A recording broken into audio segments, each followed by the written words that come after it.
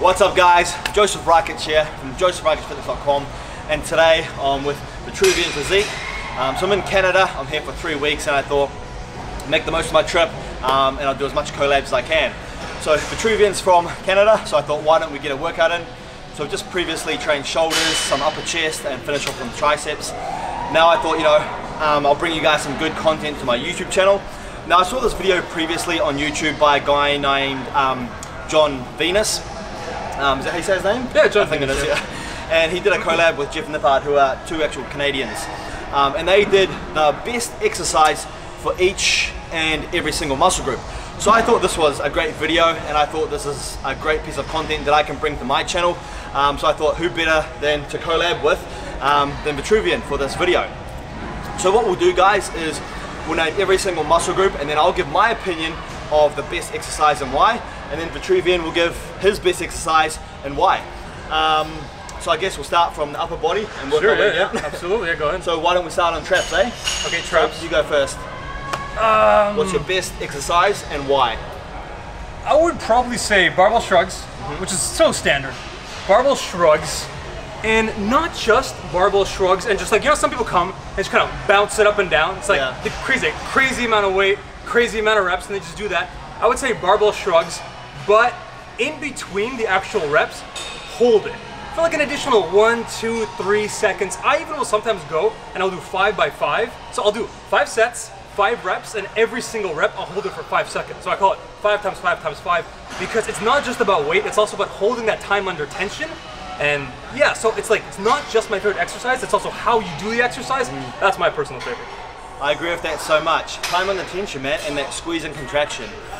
My favorite exercise for traps, I would probably say would be straight bar, cable, shrugs, where you're standing quite a distance away from the actual cable machine. So what that allows you to do, it allows you to pull the cable up on an angle. Now pulling the cable up on an angle instead of straight up in front of your body, in my opinion, I find it allows me to get better activation on my traps. So instead of just pulling straight up, I'm kind of pulling up and back. And that just allows me to get a better squeeze and a better activation of my traps. So that's what I would say would be my all-time favorite trap exercise, and that's what's really helped me develop my traps. I've actually never done that one. Yeah. Oh, I'll try it out. I've never done that. It's interesting. Alright, so what's next? Shoulders. Shoulders. It's just dumbbell shoulder press. I'm gonna get crap now. Dumbbell shoulder. Hi, sorry to bother you. It's just any kind of video recording has to be approved by myself and the general manager. Oh, fuck's sake. Oh, they're gonna move away. Yeah. I hope so. I love how it was just the second we came here. Like, he almost waited like 3, 2, go! We are rolling, by the way. We're rolling. Okay, no, he just did a little bit, we're good. So, third time lucky. So we just got kicked out of the gym for filming. Apparently we're not allowed to film in there. Welcome to Canada. But that's all good. We're still going to continue this video, and we're still going to bring you guys the content. So, shoulders here we left off on, right? We're shoulders, yeah. Shoulders, my favorite, I would say dumbbell shoulder press. Any kind of heavy compound free weight exercise is usually my go-to. Yeah. And in this case, it's usually the overhead press or the dumbbell shoulder press. I prefer the dumbbell shoulder press slightly, because with the overhead press, you're using a barbell. So unless you can get the bar to pass through your head and kill you, it's not a really good option. I prefer the dumbbells because you can go like this. Whereas with the shoulder press, you gotta put the head all the way you gotta go back. like this, right? And so the less I have to worry about, I can focus on doing the weight, as opposed to like where, with a barbell, there's been times when I've been lifting it and I've bashed my chin. Which is embarrassing. Or even touching skimming your the nose. It's like, that was, you can break your nose. It's like 130 pounds flying. So for me, I would probably say an exercise that really targets or focuses on the lateral deltoid, so the middle part of your shoulder. Reason being is because I think the lateral deltoids really give your shoulders that roundness and that bolder shoulder effect. I got 2 favorite exercises. It's kind of lateral raises and upright rows, but if I had to choose one, I would say wide grip upright rows, where you're holding the barbell with a wide grip and pull the bar straight up in front of you. Reason I like to use a wide grip is because if you use a close grip, your traps can't take over the exercise too much. And if I'm trying to work my lateral deltoids, I like to use a wide grip. That is definitely my favorite shoulder exercise, and an exercise that really helped me build that roundness to the shoulders. All right, what's next? Should we go chest? Yeah. Chest, I would say dumbbell incline press. So again, free weight, big, heavy, relatively heavy for most people, compound exercise. I prefer it over the, everyone says like bench press is the best, barbell bench press, and it's true, it is the king of all workouts, it is really good. I prefer the dumbbells, again for a similar concept as I said for dumbbell shoulder press. I do like working out with dumbbells as opposed to barbells. I believe the term for this, I always get this mixed up, it's unilateral exercises where you are training, you're training each side individually. You're doing it at the same time, but you're doing it individually. Because sometimes, especially, you know, if you have a stronger side, you know, if one side if you're on a barbell, if one side is lifting 60% of the work, the other side is lifting 40% of the work, that's how you end up with potentially injuries, improper form, or most importantly, muscle imbalances. Exactly, yeah. So if you do it with dumbbells, you get all the benefits. It's big, it's heavy, it's a compound lift, but you get to work both sides symmetrically. Equally, yeah. And yeah. One side can't overtake the other. Yeah, Otherwise one dumbbell ain't coming up. I actually have, like me, just I think, maybe it's due to injury, like when I was a kid, maybe it's due to genetics, I don't know. One of my pecs is slightly bigger than the other, so to work and make up for this, I need to really do a lot of dumbbell work, and the side that's smaller, I'm like, come on! Yeah. I think a lot of people always get muscle imbalances, and it's something that everyone notices themselves on their own physique, but to the other person who looks at someone, they'll never notice these muscle imbalances really. Everybody's hypercritical of their own physique. Exactly, yeah. Everybody says Arnold Schwarzenegger was the best physique on the planet. If you look at him, one of his biceps is bigger than the other. Yeah, I've noticed that, yeah. You know, if a different shape as well. It's a different shape, and a lot of that is due to your genetics. And people say, look, you can do stuff to fix your imbalances, but sometimes, like, look, if Arnold Schwarzenegger couldn't figure it out, you can't figure it out. It could just be due to your genetics. Exactly.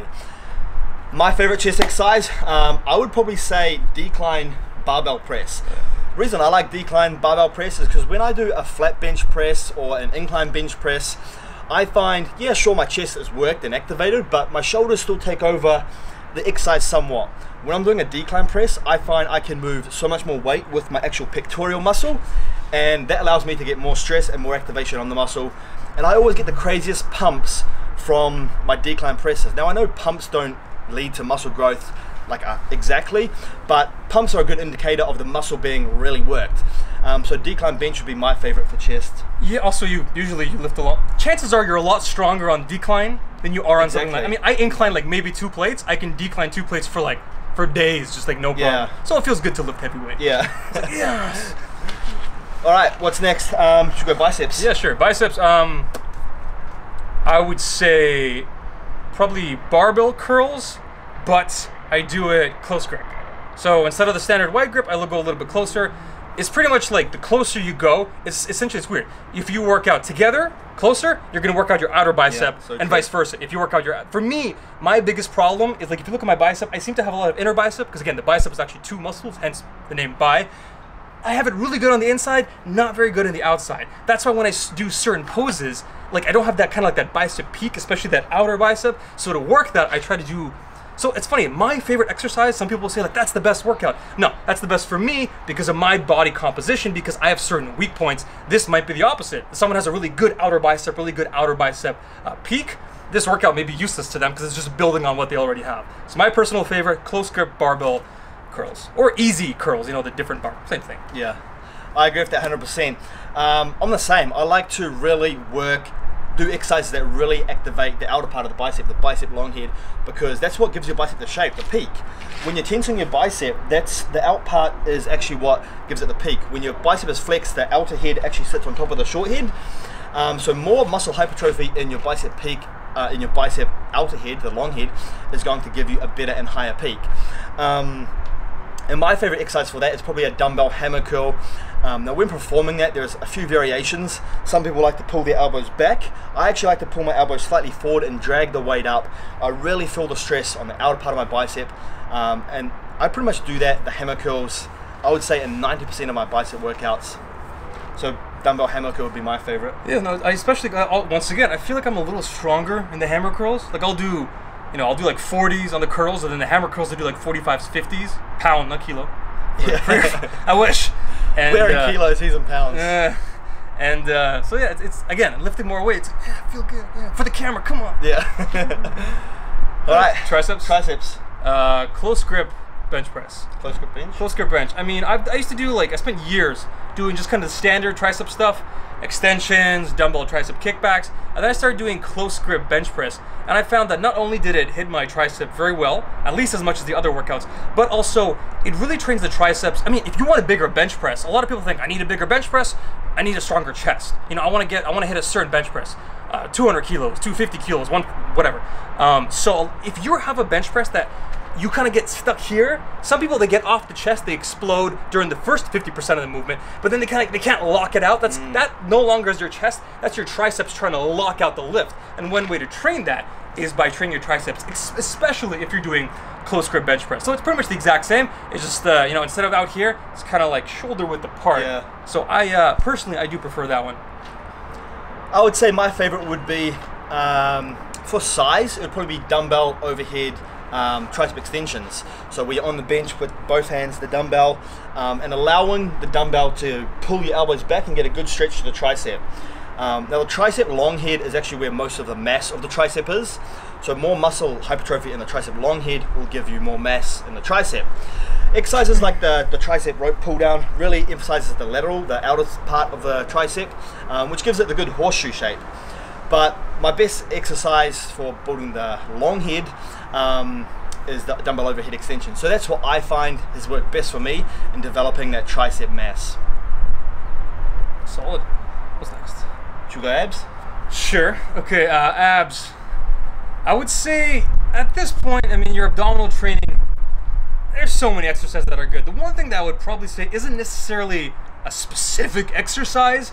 It's just, I think that there is a necessity. Eventually, once you are sufficiently experienced, you need to stop doing just basic body weight stuff. A lot of people start off body weight home workouts. You know, they do like their sit-ups, their crunches, their leg raises. Eventually, once you're a certain body composition, a certain experience level, you're gonna have to do some weighted stuff. Your body weight alone is not enough.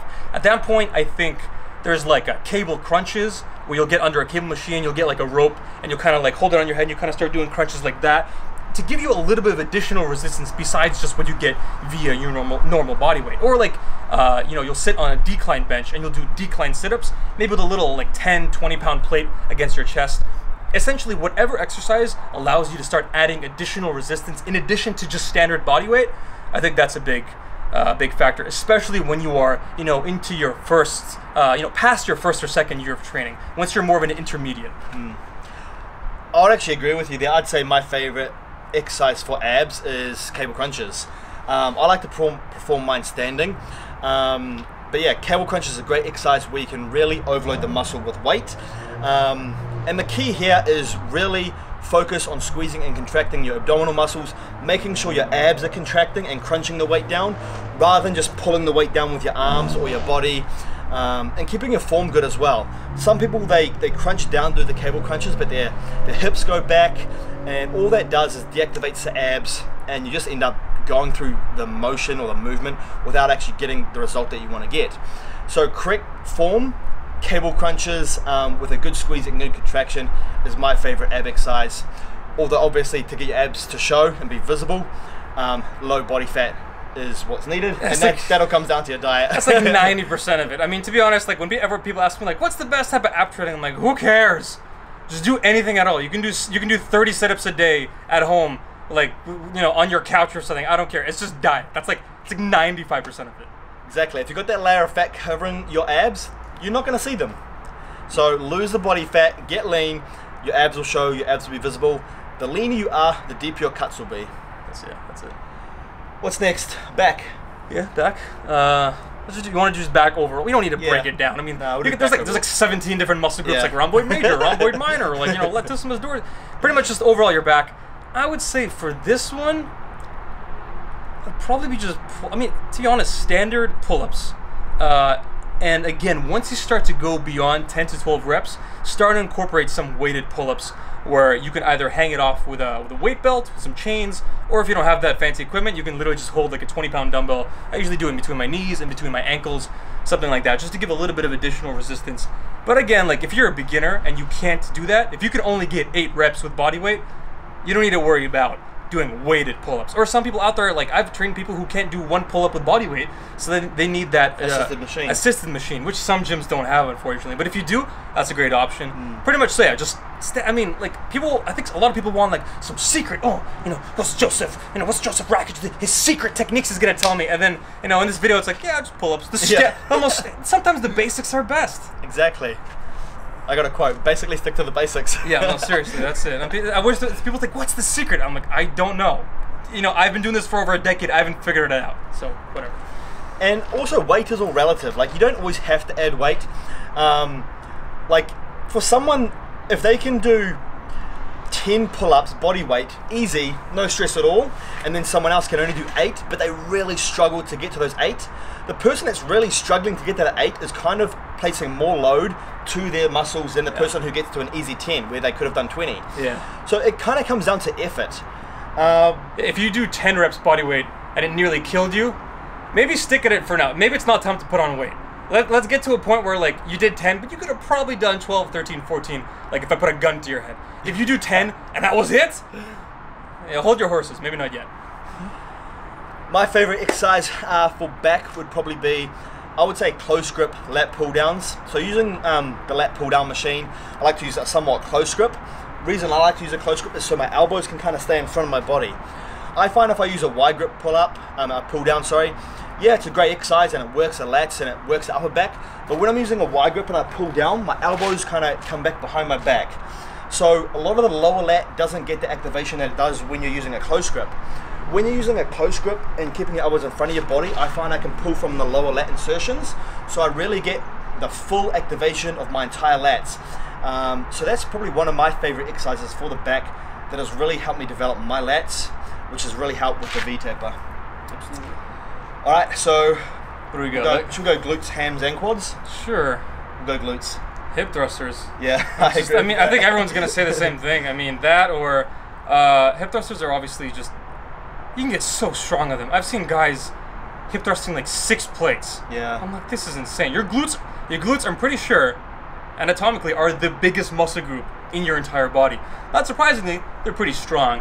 So I would say that, or if you want to do something a little bit not so intense, donkey kickbacks on the Smith machine. A very weird looking exercise, but if you don't know what that is, Google it. It looks weird. You probably feel a bit embarrassed at the gym.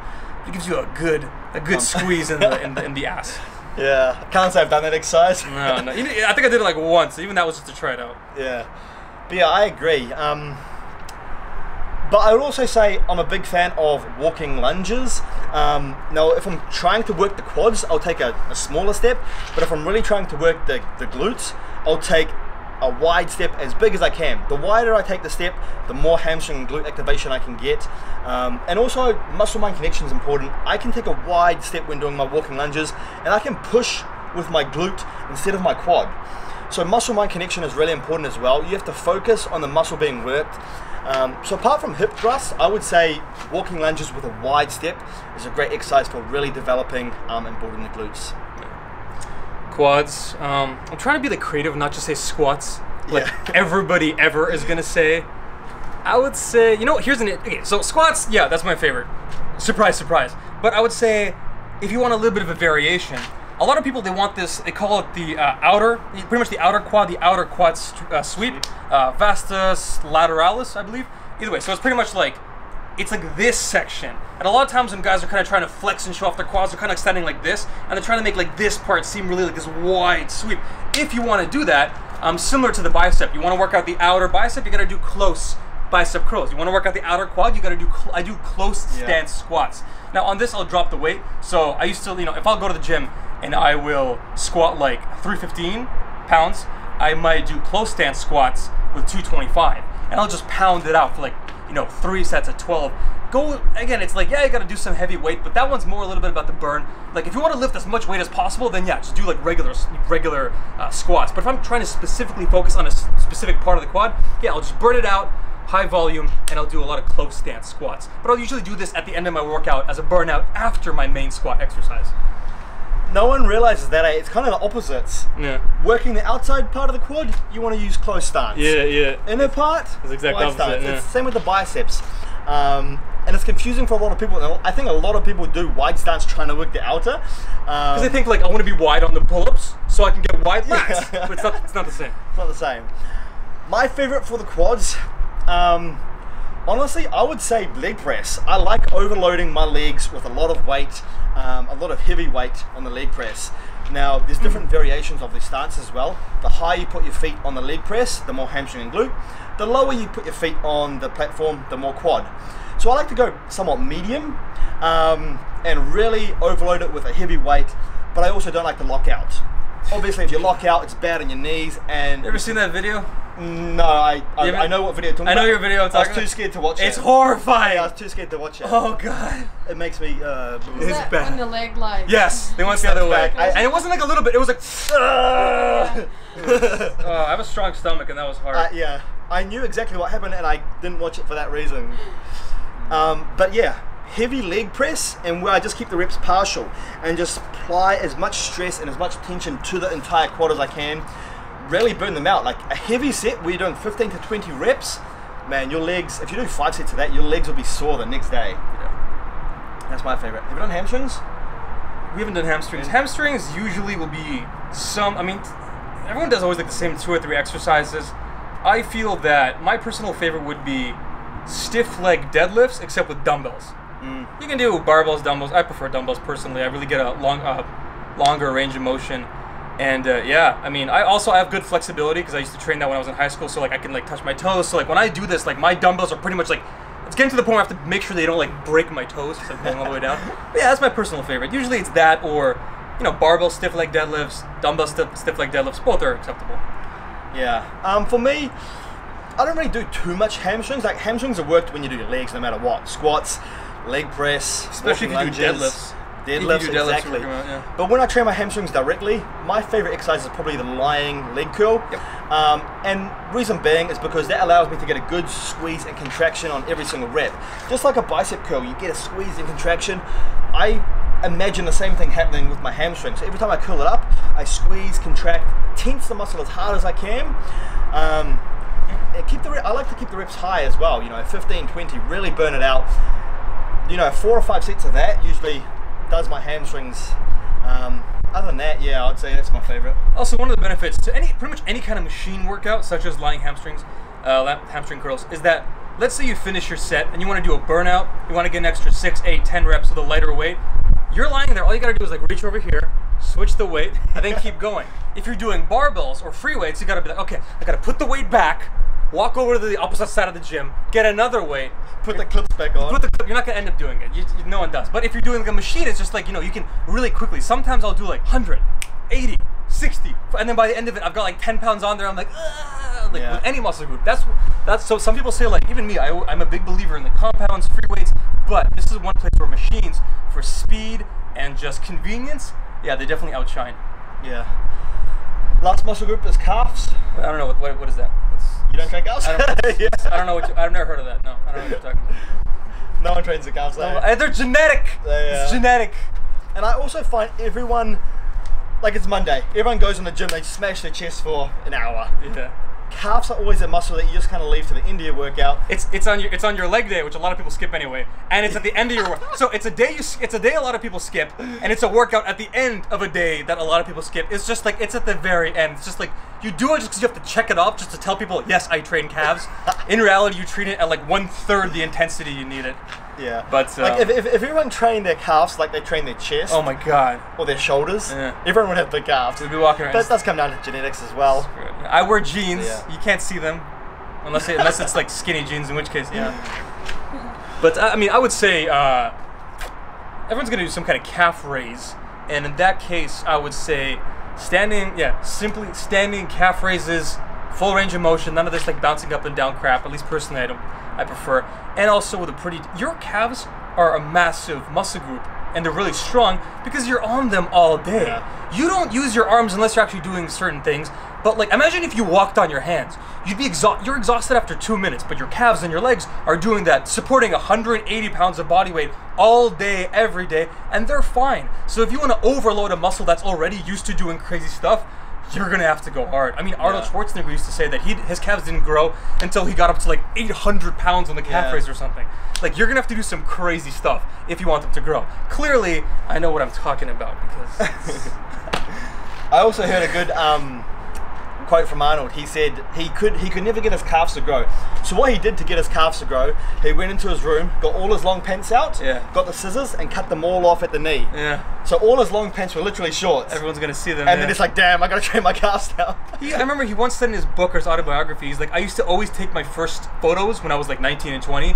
I would always pose. I take either the camera would be like taking a photo like knees up, or there's even like poses of him standing like in a river or a lake. You know, he's like out on the beach and he'll be, the water's like up to here, like coincidentally covering it up.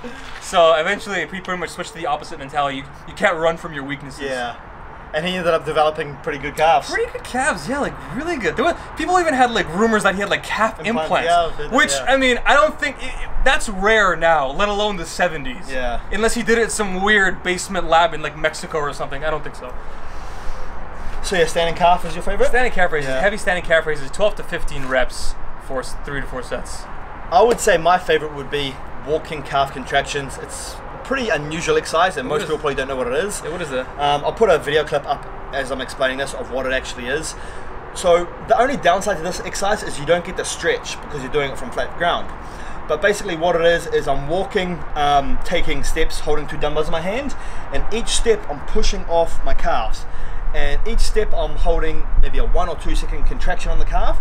So I'm squeezing, contracting, and then the other foot, squeezing, contracting. And that for me is by far the best exercise that I've really felt that has helped me develop my calves. I find the harder I can squeeze and contract my calf muscles, the more they grow. Variety is always key though, as I always preach in a lot of my videos. So go weight, go high repetition, go stress. But squeeze and contraction for calves is something that has really helped me develop size of my calves. So I'd say that would be my favorite. And I think that's pretty much every muscle in the body. That's like, and let's really get into the weird stuff like rhomboid major, minor, major, like all this crazy small muscle groups. There's like 2,000 muscle groups in the body. We're not going to do all that, but the major stuff we got covered. Yeah, I think we'll leave it there. Yeah. Anyway, guys, that's the end of the video. I hope you enjoyed it. Hope this content was useful to you guys. I did get the idea from another YouTuber called John Venus, actually a good mate of mine. We messaged back and forward, so I will credit him in the description box down below. He's got a good YouTube channel. And also, if you guys don't know Vitruvian, I'll link his YouTube channel in the description down below as well. He puts up lots of good content, so go check that out as well. And if you're new here, make sure you subscribe to this video because every single day I got new videos on my channel. And as you guys know, if you need help building muscle or losing body fat, link is in the description for that as well. Easy peasy. Yeah.